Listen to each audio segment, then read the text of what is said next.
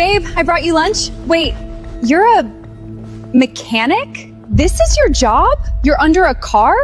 In a filthy garage? Yeah, this is what I do. I thought you had some respectable career. God, what am I supposed to tell my friends? I am not marrying a man who comes home smelling like motor oil. Do you know how embarrassing this is for me? You drove all the way here to bring me lunch, and now you're ashamed of me? I'm ashamed of this. Look at you. I had a whole life planned. Nice house, nice cars, status. And you're telling me you fix engines for a living? I never lied to you about anything, Brittany. You just never asked what I actually do here. What's there to ask? It's a garage. You're a grease monkey. You should probably be a little more careful about who you talk down to. You never really know who's standing in front of you. Can I ask you something? If I told you I made minimum wage and we'd be renting a small place forever, would you still want to marry me? No, obviously not. I didn't sign up to struggle. I want someone who can give me the life I deserve. Yeah, that's what I needed to hear. What's that supposed to mean? Why are you being weird? Mr. Bennett, a pleasure, as always. The board approved everything. The contract to license your engine design, all 10 million, is ready for your signature engineer. Engineer? 10 million? Thank you, Mr. Sterling.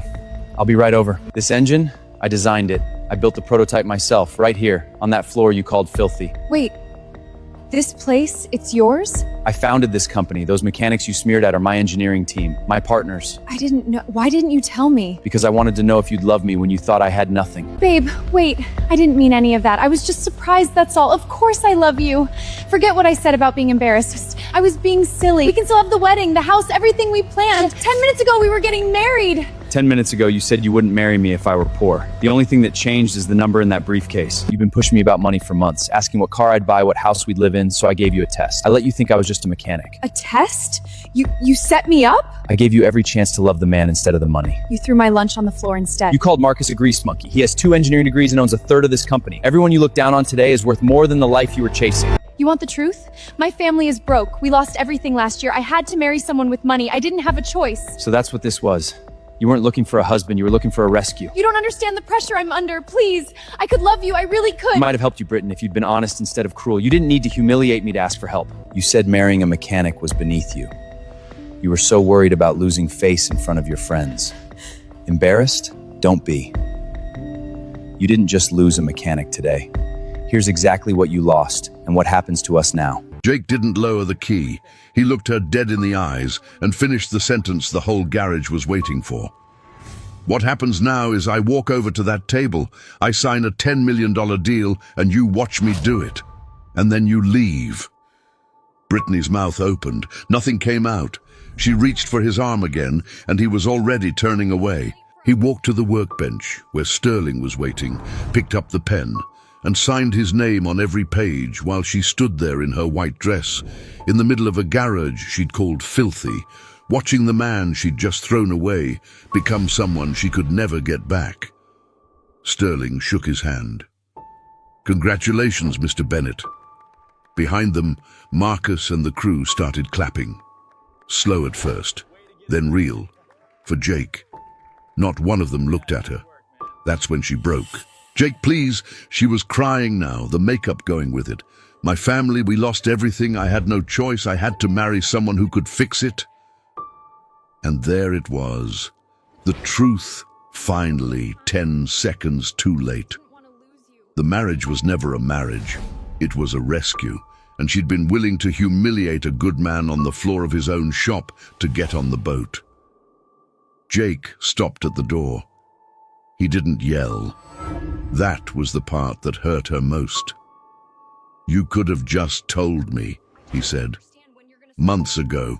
Any of those nights you kept asking when I'd make more money, you could have said you were scared. I'd have helped you. I'm not a cruel man." He looked at the spilled lunch still on the floor. "But you didn't want help. You wanted to be ashamed of me until you found out I was rich. And the second you found out, the shame disappeared." He shook his head. "That tells me everything." He left. She called him that night. He didn't answer. She called the next morning, and the morning after that, and somewhere in there she stopped because there was nothing left to say that the diamond on her finger and the lunch on the floor hadn't already said for her. The deal closed. The company that everyone in that garage built together took off, and Brittany went back to a family with no money and no rescue, carrying the one thing Jake made sure she'd keep: the memory of exactly who she was when she thought no one important was watching. Here's the thing worth sitting with tonight. Brittany was sweet to Jake when she thought he was poor, right up until she saw the grease. Then she was cruel. Then she saw the 10 million, and she was sweet again, just like that. The kindness and the cruelty were never about Jake at all. They were about what she thought he could do for her. Most people will never have a sterling walk through the door to reveal what they were really worth all along. The waiter, the delivery guy, the quiet person you've already decided can't help you.